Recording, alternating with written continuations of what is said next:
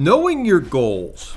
It's really important that you're working toward your goals and not somebody else's.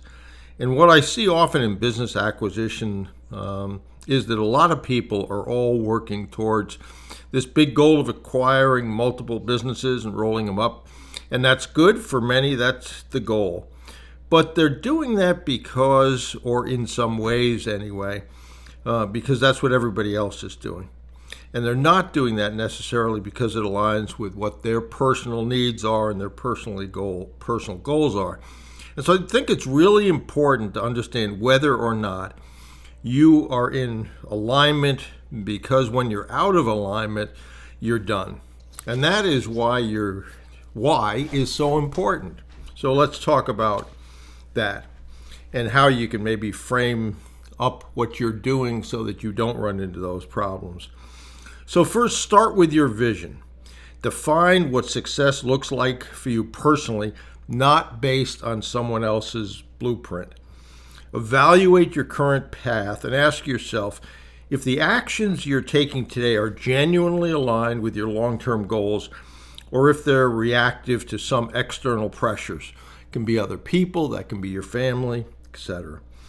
Differentiate between short and long-term goals. Short-term wins are great, and I encourage you to have short-term wins, short-term affirmations, as well as the long-term ones.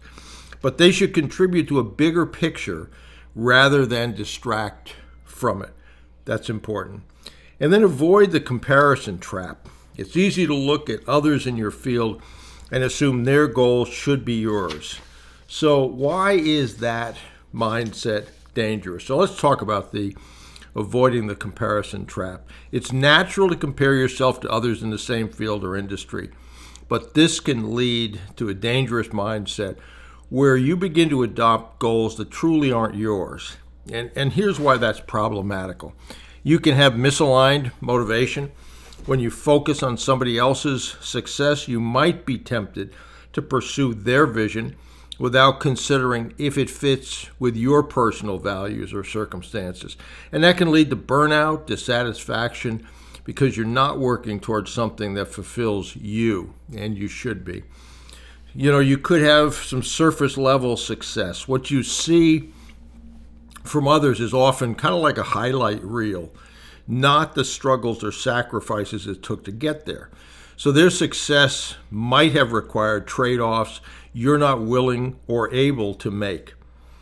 You can have problems with loss of originality. By mimicking others, you risk losing sight of your unique strengths and perspectives and talents, which are often what set successful people apart. And then lastly, paralysis by analysis. Constant comparison can make you feel inadequate, and it can lead to overthinking and procrastination instead of taking meaningful action towards your goals. So how do you do that? How do you make this your own? First, focus on your own journey. Keep a journal of your wins and progress, no matter how small they are, and that will help you to build confidence in what you're doing.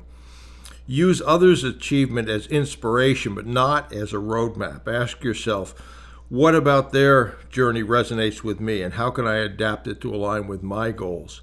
And then remember your why, super important.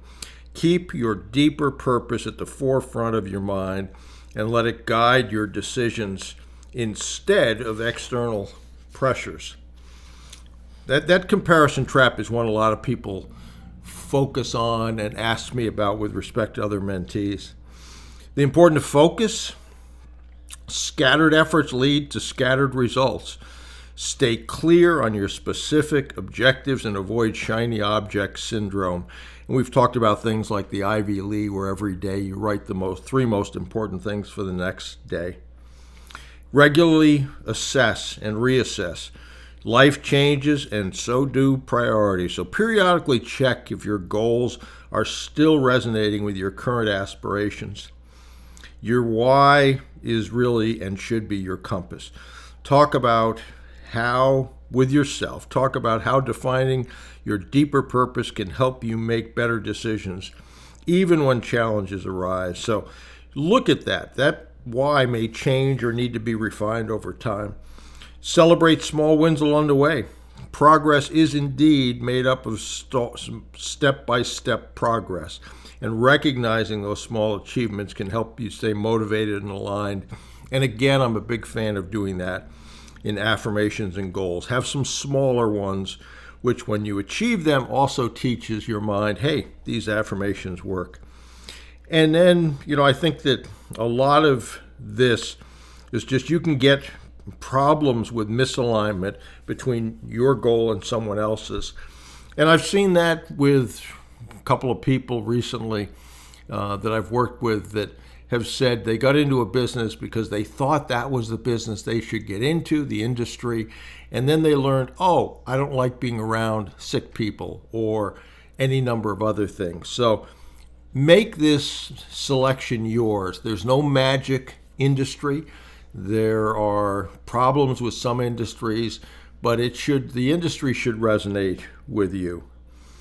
And I think if you follow those steps, you will be in a much better position of having your why be your own, having the industry be your own, have the reasons for why you're doing this be your own. Super important. We talk about all these things in group coaching, and we've got two groups. One is a replace your income group, which is small amount of acquisitions, and the other is the empire building, which is multiple acquisitions towards building an empire. So you can see both the details on those over at brucewhipple.com. But think about making this your own, because if it's not your own and if it doesn't resonate with you, when things go bad, which they always will, you will have a tendency to quit, as opposed to saying, this is so important to me, I don't care how tough it is, I'm going to adapt and overcome.